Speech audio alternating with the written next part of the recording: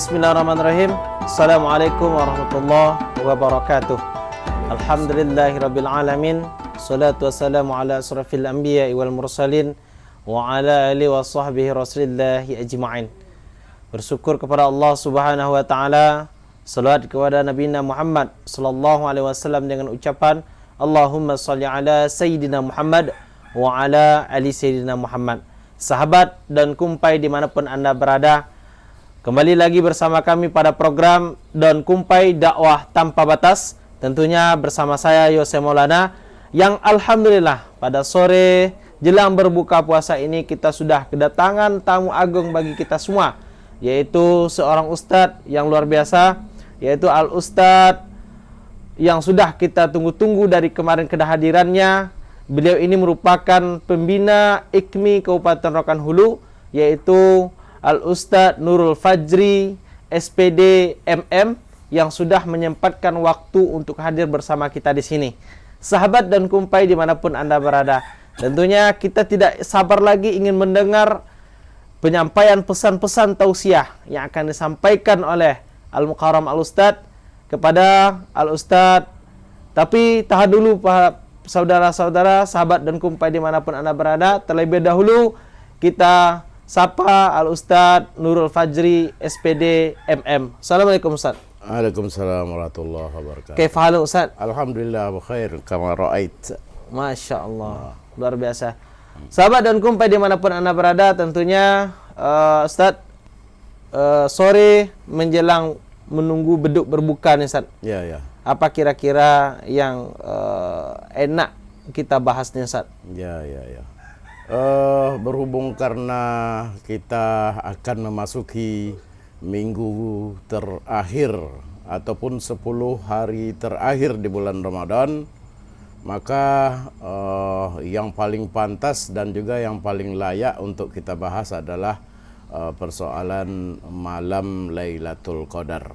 Masya Allah. Apakah ini Lailatul Qadar masih dianggap masih ada sebagai anugerah oleh Allah Subhanahu wa taala kepada umat Islam yang berpuasa, ataukah memang malam Lailatul Qadar itu sudah tidak ada ya? Oke, kita tahan dulu. Baik. Sahabat dan kumpai dimanapun Anda berada, tentunya kita sudah tidak ingin sabar lagi ingin mendengar tausiah yang akan disampaikan oleh Al-Ustadz, yaitu tentang Lailatul Qadar.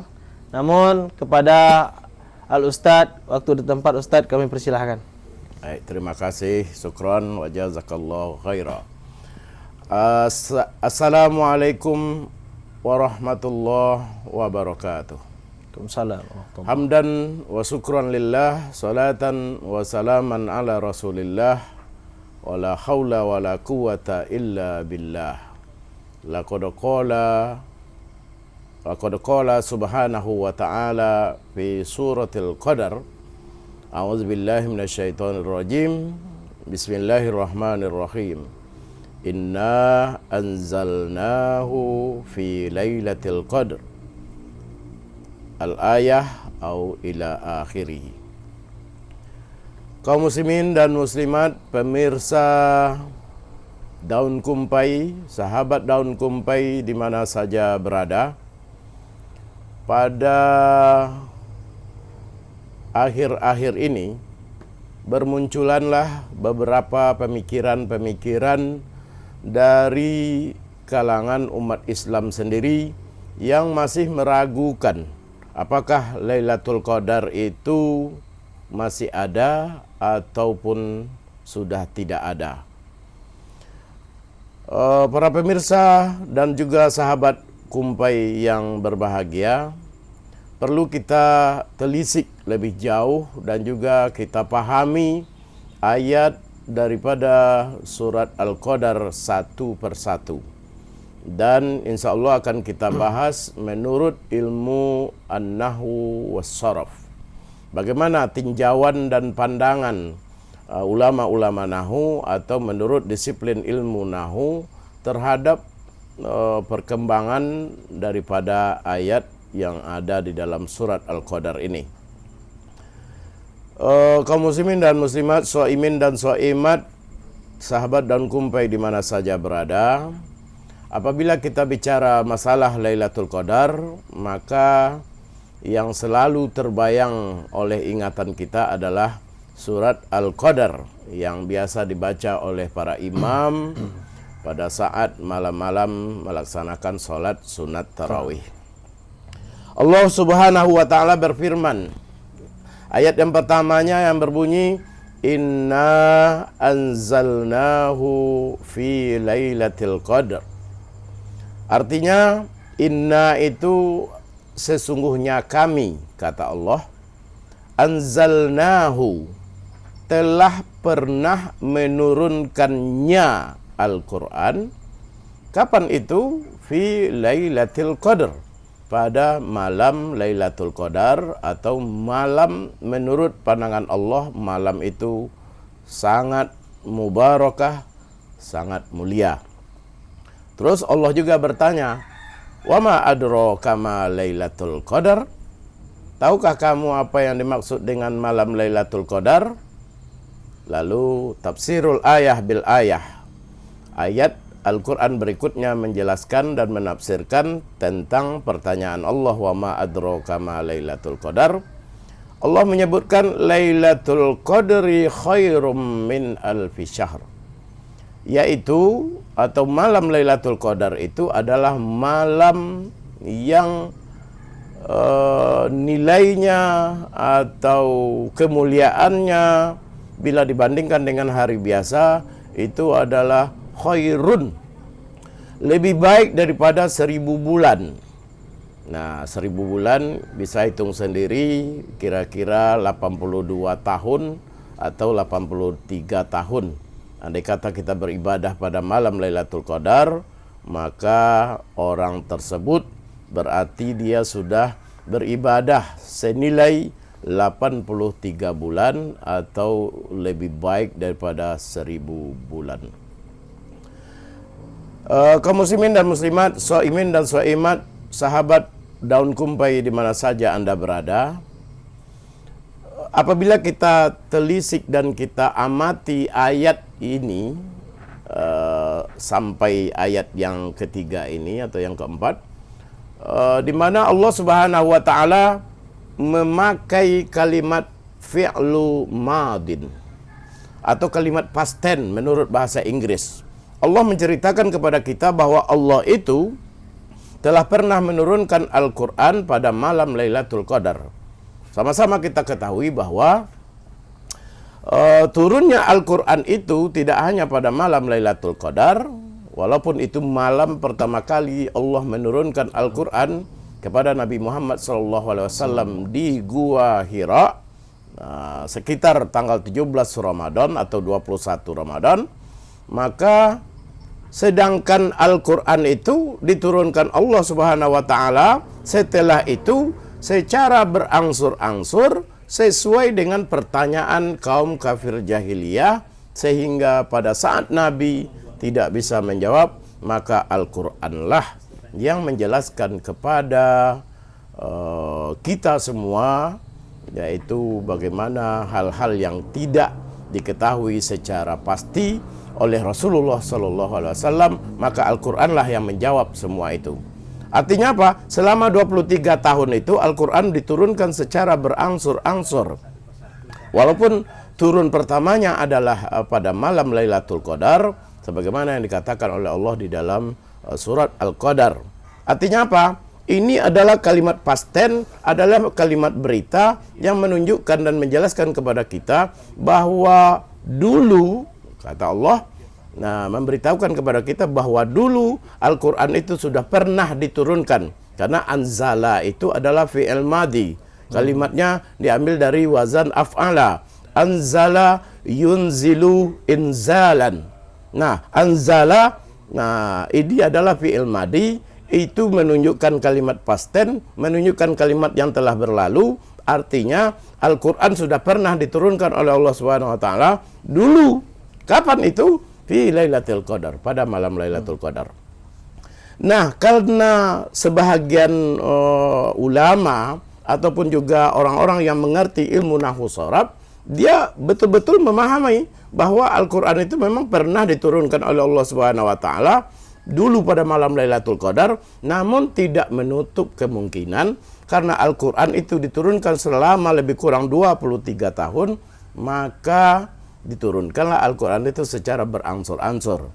Nah, artinya apa? Kalau Allah menceritakan malam Lailatul Qadar itu adalah kalimat past tense, fi'il madi yang dipergunakan, bagaimana? Pertanyaan kita adalah, apakah Lailatul Qadar itu akan masih ada pada tahun-tahun kita ini, semasa orang tua kita, atau terus berlanjut ke depan pada masa yang akan datang?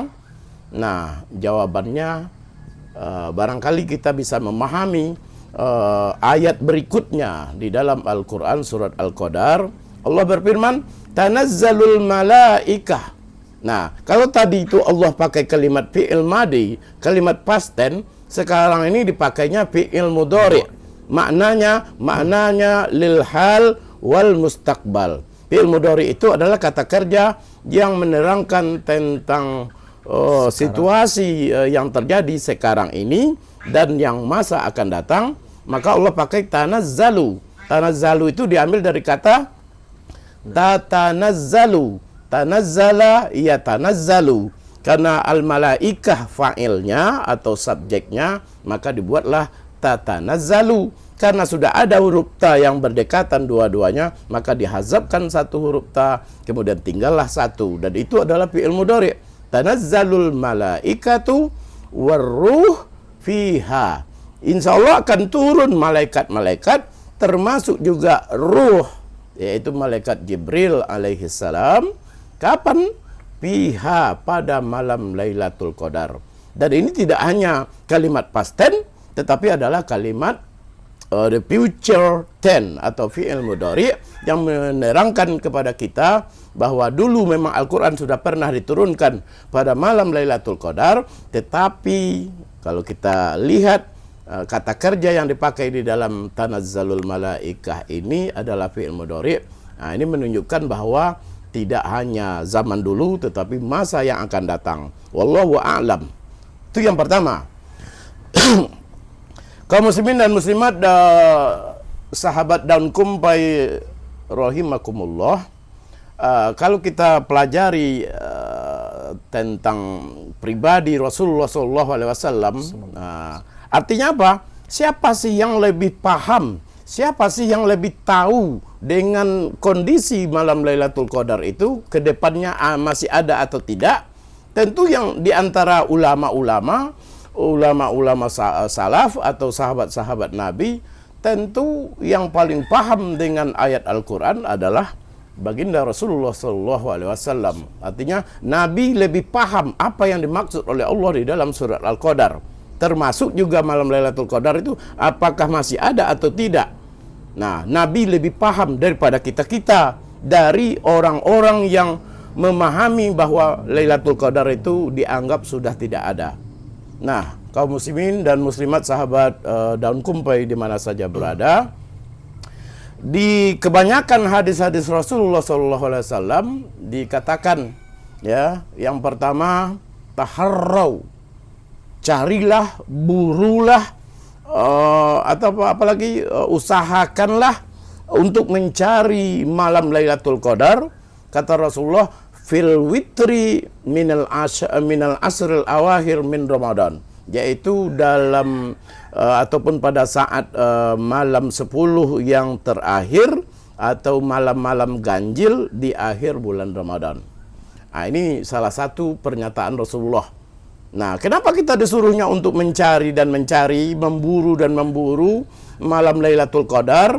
Bahkan pada 10 malam terakhir itu Rasulullah sudah mulai mengencangkan ikat pinggang, kemudian beliau sudah mulai meninggalkan rumahnya dan dia hanya beriktikaf di dalam masjid, dan itu terus menerus dilakukan oleh Rasulullah pada 10 malam terakhir. Dan tidak hanya dilakukan oleh Rasulullah sendiri, tetapi juga bersama beliau, istri-istri beliau melakukan hal yang serupa. Menunjukkan apa? Menunjukkan bahwa besar kemungkinan malam Lailatul Qadar itu adanya di 10 malam terakhir. Kemudian Rasulullah SAW sengaja melakukan ibadah apa saja yang bermanfaat, membaca-baca buku, membaca Al-Quran, melaksanakan solat-solat qiyamul lail, solat tahajud, solat witir dan lain sebagainya pada malam-malam 10 terakhir, dengan harapan beliau mendapatkan malam Lailatul Qadar. Beliau juga melakukan itu, bahkan Rasulullah memerintahkan istrinya juga melakukan itu. Ini yang pertama. Kemudian Rasulullah SAW di samping beliau melakukan i'tikaf, pernah dipertanyakan oleh istri beliau yang tercinta bernama Siti Aisyah radhiyallahu anha. Kata Siti Aisyah, "Ya Rasul, andai kata saya yang menemukan malam Lailatul Qadar, kira-kira apa ya doa yang paling bagus untuk saya ucapkan?" Nah, beda kan dengan kita-kita, Bapak Ibu, kaum muslimin dan muslimat, soimin dan soimat yang berbahagia. Mungkin kalau kita sempat menemukan malam Lailatul Qadar, ya mungkin minta masuk surga, minta jadi orang kaya, menjadi orang milioner. Kemudian kalau bisa istri tidak hanya cukup satu, boleh sampai 4. Itu barangkali niat-niat yang barangkali sempat terbersit di dalam pemikiran kita. Andai kata kita menemukan malam Lailatul Qadar. Berbeda dengan istri Rasulullah SAW, pada saat beliau menanyakan kepada Rasulullah, maka Rasulullah menjawab, andai kata engkau wahai istriku Siti Aisyah radhiyallahu anha menemukan malam Lailatul Qadar, maka ucapkanlah. Apa yang harus diucapkan? Ya Allah, Allahumma innaka afuwun. Ya Allah, engkau maha pemaaf, maha pengampun. Tuhibbul afwa, dan engkau suka dengan sebuah kemaafan. Kalau ada orang yang mau memaafkan, engkau lebih suka dengan orang-orang yang seperti itu. Maka karena engkau adalah maha pemaaf dan suka kepada kemaafan, fa'fu anni, maka ampunilah aku, ya Allah, ya Rahim. Masya Allah. Kaum muslimin dan muslimat yang berbahagia, inilah yang diajarkan oleh Rasulullah SAW kepada Siti Aisyah andai kata dia menemukan malam Lailatul Qadar. Nah, ini ya, peristiwa ini pertama adalah menunjukkan bahwa malam Lailatul Qadar itu akan terus berlanjut, sehingga siapa saja yang menemukan malam Lailatul Qadar, doa yang paling pantas untuk diucapkan pada saat kita menemukan malam Lailatul Qadar tersebut, yaitu doa Allahumma innaka afuwun tuhibbul afwa fa'fu anni, daripada doa-doa yang lainnya.